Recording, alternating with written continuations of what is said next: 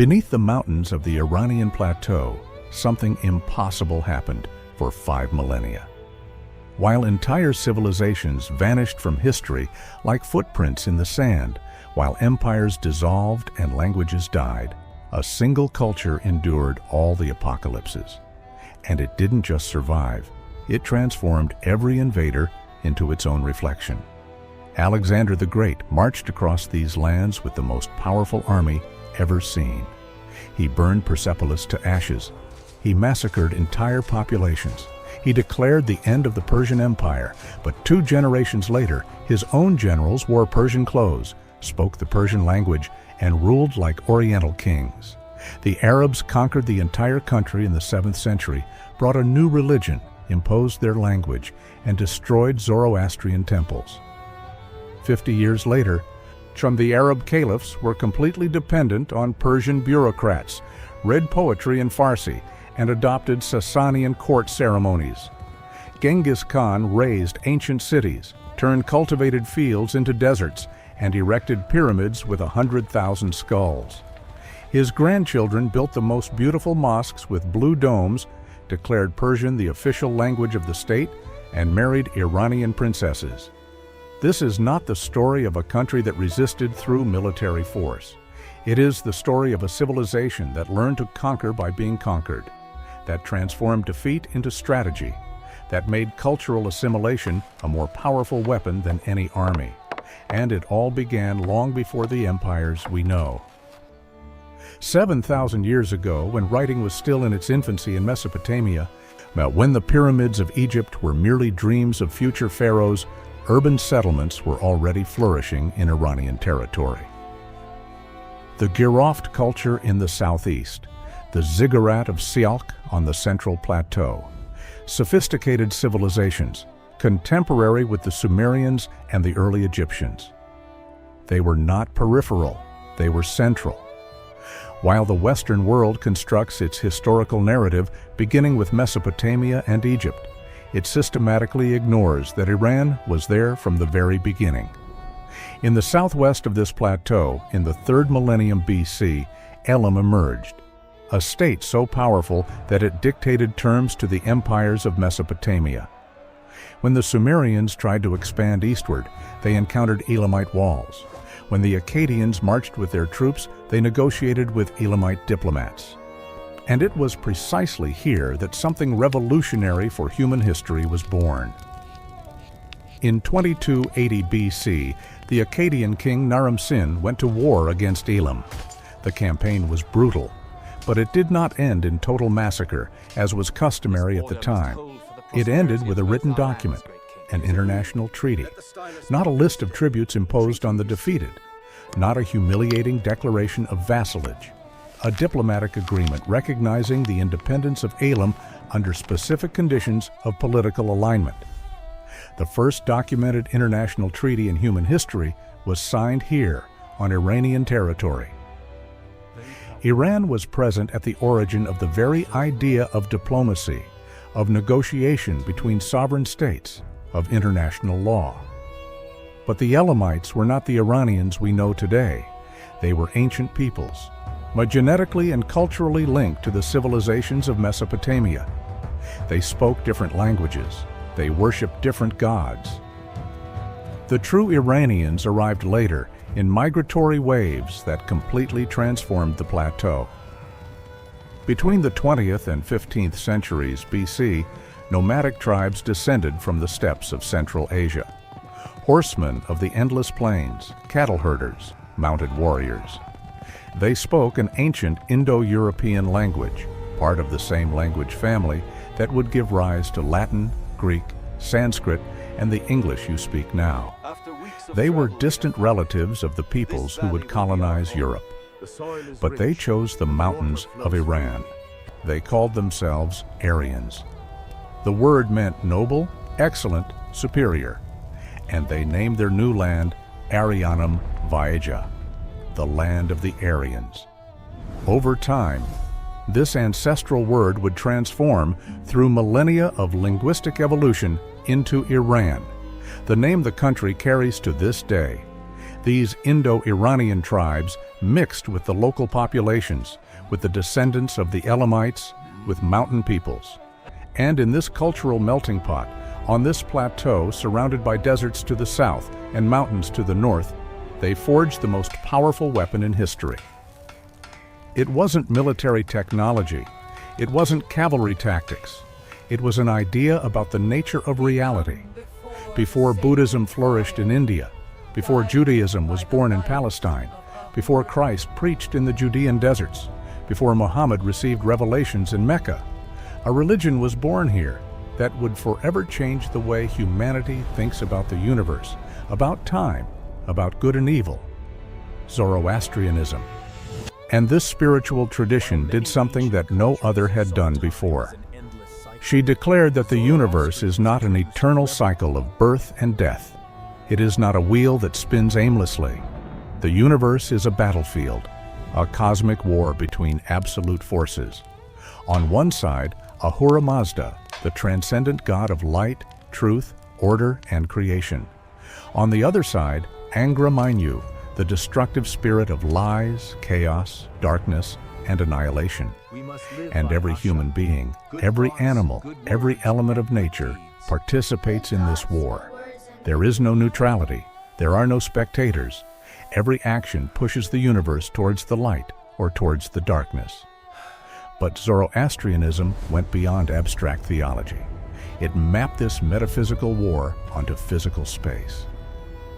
The darkness, the armies of Angra Mainyu, came from the north, and from the endless steppes of Central Asia, where nomadic tribes constantly attacked the Iranian borders. They looted villages, they burned crops, they abducted populations. For the Zoroastrians, these invaders were not merely political enemies. They were agents of cosmic darkness. To be Iranian meant to be a guardian of civilization against primordial chaos. The entire national identity, the entire culture, the entire poetry was built upon this warrior cosmology. And more importantly, Zoroastrianism invented something that you consider natural today, but which was an unprecedented intellectual revolution. It invented linear time. Before this tradition, all ancient cultures thought of time as circular. The seasons repeated themselves. Dynasties rose and fell in eternal cycles. Everything that happened had already happened before and would happen again. There was no progress. There was no destiny. Only infinite repetition. The Zoroastrian Persians declared something radically different. Time has a direction. It had an absolute beginning. There was a creation, an initial moment when Ahura Mazda brought the universe into existence. And there will be an inevitable end, a final battle between light and darkness, a judgment of all souls, a purification of the world by fire, and then an eternal renewal in absolute peace. Time advances in a straight line from beginning to end, from creation to apocalypse. This idea, born on the Iranian plateau 3,000 years ago, would conquer the entire world in a way that the Persians themselves never imagined. When Cyrus the Great conquered Babylon in the 6th century BC, he freed the Jews who had lived in captivity for decades. He allowed them to return to Jerusalem. He financed the reconstruction of the temple. For 200 years, Judea was a province of the Persian Empire. During this period of close contact between cultures, Jewish thinkers absorbed Zoroastrian concepts. The idea of apocalypse, of the end times, of the final judgment of souls, of purification by fire, of the battle between absolute good and evil. All of this migrated from Zoroastrianism to late Judaism. From Judaism, it passed to Christianity. Jesus preached the coming kingdom of God, the end times, the final judgment. From Christianity, these ideas influenced Islam. Judgment Day, paradise, hell, the final battle. The temporal structure you think of today, the idea that history advances towards a final destiny, was born here, in the mountains of Zoroastrian Iran. The first great Iranian empire was Media, formed in the 7th century BC by tribes that unified under a powerful dynasty. The Median Empire was short-lived on a historical scale, but its conquest was monumental. They destroyed Assyria, the most feared and brutal war machine of the ancient world. The empire that terrorized Mesopotamia for centuries was annihilated by the Medes. And then arose a man who would change everything. Cyrus, half Persian on his father's side, half Median on his mother's side. In 550 BC, he unified the Persian and Median tribes under a single banner and founded the Achaemenid Empire. But Cyrus was different from all the conquerors who came before him. When he marched on a city, when he besieged a capital, when he defeated an army, he did not massacre the vanquished population. He did not burn temples. He did not desecrate sanctuaries. He respected local gods. He allowed conquered peoples to maintain their languages, their laws, their traditions. When he conquered Lydia, rich in gold, he treated the defeated king with honor. When he took the Greek cities of Asia Minor, he allowed local autonomy. When he entered Babylon, the greatest city of the ancient world, he declared himself a liberator, not a destroyer. The Cyrus cylinder, discovered by archaeologists, is considered the first declaration of human rights in history. Religious freedom, the right to return to one's homeland, respect for local traditions. His successor, Darius I, expanded the empire's borders to unimaginable limits, from Egypt in the west to the Indus Valley in the east, from the Caucasus in the north to the Persian Gulf in the south. 50 million people lived under Persian rule. This represented half the world's population at the time. Half of humanity was under a single political system. Darius did not rule by brute force. He created 20 administrative provinces called satrapies. Each had local autonomy but answered to the central government. He instituted a unified and fair tax system. He minted imperial currency, the famous gold derricks, which circulated from the Mediterranean to India. He built the Royal Road, a network of 5,000 kilometers of paved roads through which ran the fastest postal service ever seen. A message could cross the empire in less than a week. He was a technological, administrative, and military superpower. But even giants bleed. And the Zoroastrian prophecy about the darkness of the north always came true. Cyrus, the founder of the empire, died fighting nomadic tribes in Central Asia. He marched beyond civilized borders to protect the empire from the Masakitas, warriors of the steppes. The battle was catastrophic. The Persian army was annihilated. According to Herodotus, the queen of the Masakitas, Timurids, found Cyrus's body on the battlefield. She decapitated the corpse. She filled a leather bag with human blood. She plunged Cyrus's head inside, saying, "You thirsted for blood, now quench your thirst." The greatest emperor in the world died at the hands of the nomadic darkness that the Zoroastrians always feared. Decades later, the Greeks defeated Persian invasions at Marathon, Thermopylae, and Salamis. The West celebrates these battles as victories of freedom against Eastern tyranny. But that is the story the West tells itself. The historical truth is quite different. For the gigantic Achaemenid Empire, losing a few peripheral Greek cities was utterly irrelevant, like losing 3 villages on a distant border. The empire continued to prosper. The economy flowed. Trade routes functioned. The Persians simply changed tactics. Instead of invading Greece militarily, they began manipulating Greek politics with gold. They financed Athens against Sparta. Then they financed Sparta against Athens. They bought politicians. They bribed generals. They created civil wars. In 387 BC, the Greeks, completely exhausted by decades of internal conflict, were forced to sign a treaty dictated by the Persian king Artaxerxes, the so-called Peace of the King. All the Greek cities of Asia Minor recognized Persian sovereignty. Persia won without firing a single arrow. What they couldn't achieve with legions, they bought with diplomacy and gold. But then came the real catastrophe. In 334 BC, a young Macedonian king of 22 crossed the Hellespont with an army of 40,000 men. Alexander, in 3 years of devastating campaigns, he crushed the Persian army, conquered all of Asia Minor, took Egypt, and invaded Mesopotamia. In 330 BC, he entered Persepolis, the magnificent capital with palaces of towering columns, treasures accumulated for 200 years. Alexander looted everything, and then he burned the city. The Achaemenid Empire, which had ruled half the world for 2 centuries, crumbled in less than a decade.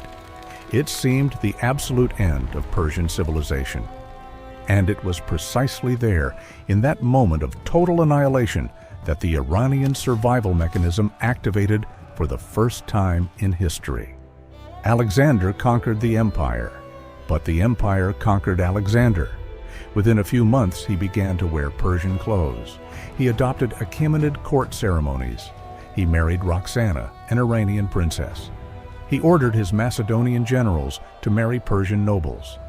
He demanded that Greek soldiers bow before him in the Oriental style, which horrified his compatriots. Alexander tried to merge the cultures. But what actually happened was his complete Orientalization. When he died at the age of 32, his generals divided the empire, and all of them, in the territories they ruled, became kings of the East. They used Persian titles. They ruled according to Persian methods. The attempt to Hellenize the East failed completely. The East absorbed the West. In the 3rd century BC, the Parthians, an Indo-Iranian tribe from the steppes, expelled the Greeks and founded an empire that would last 5 centuries. An empire that faced the greatest power in the Western world on equal terms: Rome. The Parthian cavalry became legendary. The famous Parthian firing, where horsemen feigned flight and shot arrows backward while galloping, massacred Roman legions repeatedly. In 53 BC, at Carrhae, the Parthians annihilated 7 legions and killed Crassus, one of the richest men in Rome. 20,000 legionaries were massacred. 10,000 were captured. It was one of Rome's worst military defeats. And then, in 224 AD, a new dynasty emerged from the ruins of the Parthian Empire. The Sassanids, and originating from the Fars region, the homeland of the first Persians, transformed Iran into a superpower once more. They made Zoroastrianism the official state religion. They persecuted other religions. They created a rigidly hierarchical society divided into 4 castes: priests who interpreted the divine will, warriors who defended the kingdom, bureaucrats who administered the state, and peasants who supported everyone else. For 400 years, the Sassanians waged almost uninterrupted wars against Rome, and later against the Byzantine Empire for control of Mesopotamia, Armenia, and the Caucasus. These were existential wars. Cities changed hands dozens of times. But eternal wars destroy even the strongest empires. By the mid-7th century, Sassanian Iran was completely exhausted. Decades of conflict had drained its treasury. The aristocracy was divided.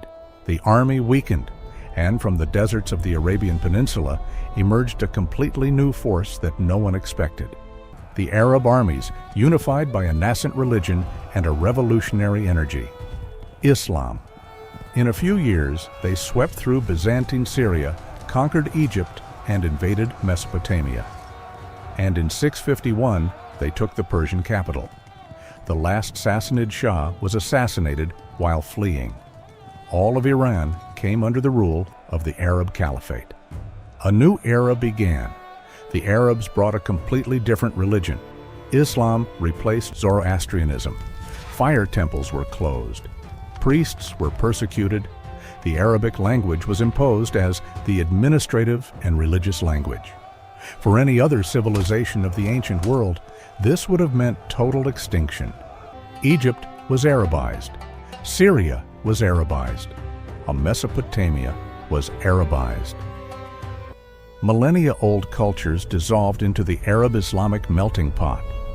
But the Persians did the impossible once again. Defeated militarily on the battlefield, they counterattacked in the cultural field. The Arab caliphs, especially the Abbasids who moved the capital to Baghdad, came to depend massively on Persian bureaucrats, Persian viziers, Persian poets, Persian scientists. The administration of the caliphate was Persian. The court ceremonies were Persian. The methods of government were Persian. The Persian language not only survived, it flourished as a language of high culture. The greatest Islamic scientific treatises were written in Persian. The greatest works of poetry were written in Persian. Ferdowsi, Rumi, Hafez, Sa'adi. Literary giants whose works are read to this day. And then, in the 13th century, came the true apocalypse.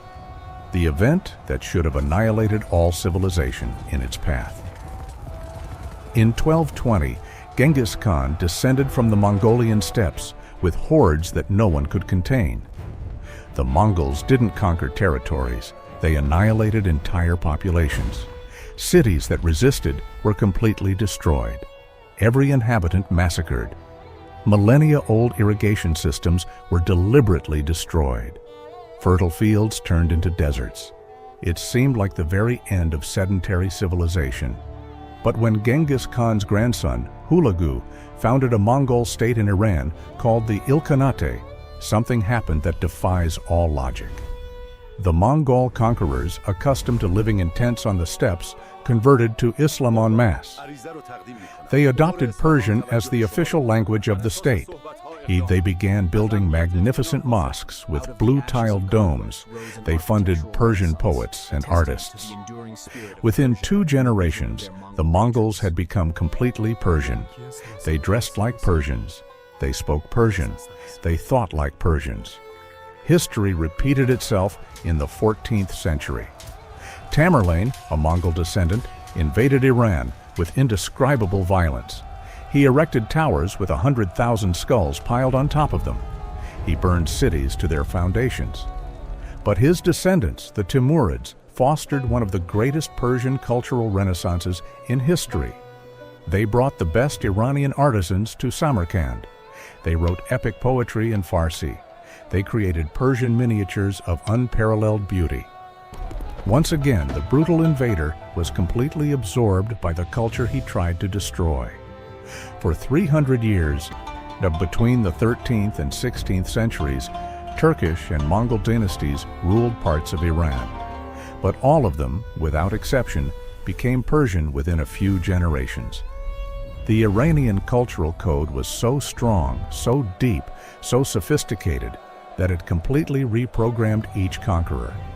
And then, in 1501, from this melting pot of tribes and dynasties, emerged a man named Shah Ismail. He reunified all of Iran under a single crown and founded the Safavid state. And he made a decision that would forever change Iranian identity. He declared Shia Islam as the official and mandatory religion.